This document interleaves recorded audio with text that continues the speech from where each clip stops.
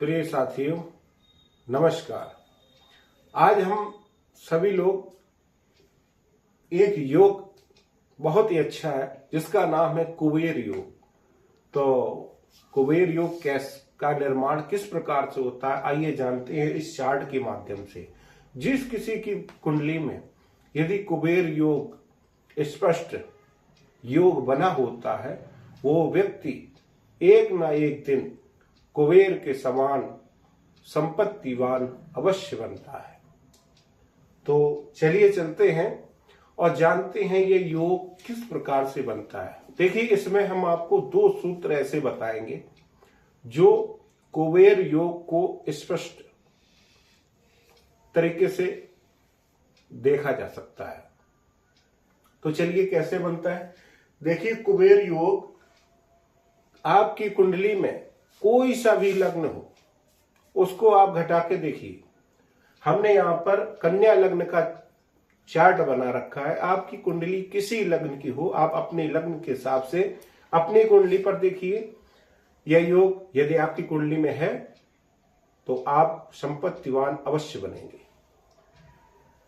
सूत्र कहता है कि राहु, चंद्र और शुक्र, राहु,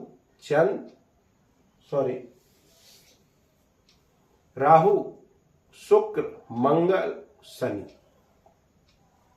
ये 4 ग्रह जहां कन्या राशि में होने चाहिए। शर्त कितनी है? कन्या राशि में होना चाहिए। पहला सूत्र जो हम आपको बताने वाले हैं, इसमें ये ग्रह मान लीजिए, अब कन्या लग्न में तो लग्न में ही 6 नंबर आता है, तो ये कन्या राशि हो गई।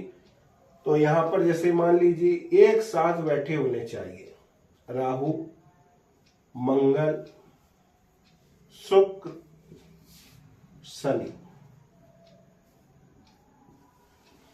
ये 4 ग्रह एक साथ बैठे होने चाहिए, तो ये बन जाता है कुबेर योग। अच्छा, ये भी जान लेते हैं यह योग घटित कैसे होता है। तो सबसे पहले देखिए, कन्या लग्न में राहु को सर्वाधिक कारक ग्रह माना गया है और कन्या राशि जो इसमें ये बहुत अच्छा फल देते हैं। दूसरा, धनेश, द्वितीय स्थान हमारा धन का स्थान होता है, और धनेश जाके लग्न में, यानी यहां पर जो राशि बनी है तुला के राशि स्वामी हुए शुक्र जाके लग्न पर बैठ गए, तो ये भी अच्छा योग बनता है। दूसरा, मंगल यहां पर बैठे हैं। मंगल कहाँ के मालिक है? मंगल यहाँ पे पराक्रम भाव के मालिक हैं, तीसरे के भाव। वो भी लग्न से संबंध बना रहे, अतः व्यक्ति पराक्रमी है और धनवान भी है ना।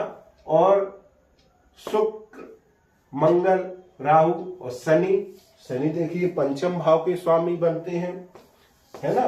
तो ये इनको ज्ञान का, बुद्धि का डिपार्टमेंट इनको सौंपा है। वो यदि लग्न से संबंध बनाए तो त्रिकोण और त्रिकोण, है ना, केंद्र और त्रिकोण।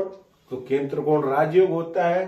तो पंचमे से यदि लग्न से संबंध बनाए, व्यक्ति ज्ञानवान होगा।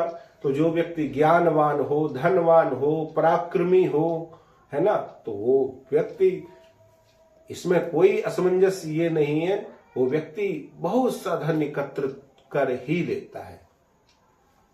चलिए चलते हैं दूसरे सूत्र की ओर, जो हम आपको बताने वाले हैं। दूसरा सूत्र क्या कहता है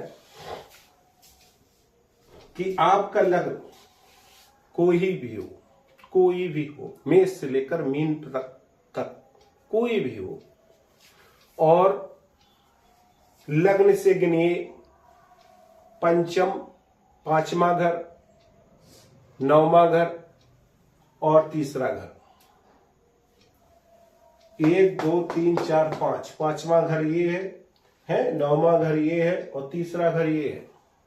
ये 3 घर में, मतलब तृतीय में, पंचम में, नवम में गुरु, चंद्र, सूर्य एक साथ बैठे हो, या फिर यहां पर गुरु, चंद्र और सूर्य बैठे हैं, या पंचम भाव में गुरु, चंद्र और सूर्य बैठे हों, और या फिर नवम भाव में गुरु, चंद्र और सूर्य बैठे हों, तो ये बन जाता है कुबेर योग। अब देखिए ये योग घटित कैसे होता है। मान लीजिए यहां पर गुरु हो, चंद्र हो और सूर्य हो, तो गुरु यहां पर मालिक हो जाते हैं सप्तम भाव के, और सुखेश भी हुए। तो गुरु जो है हमारा ज्ञान है, चंद्रमा मन का कारक है और गुरु ज्ञान का कारक है, सूर्य हमारा पराक्रम को दर्शाता है। तो सूर्य पराक्रम भाव में जब भी होते हैं बहुत ही अच्छा फल देते हैं।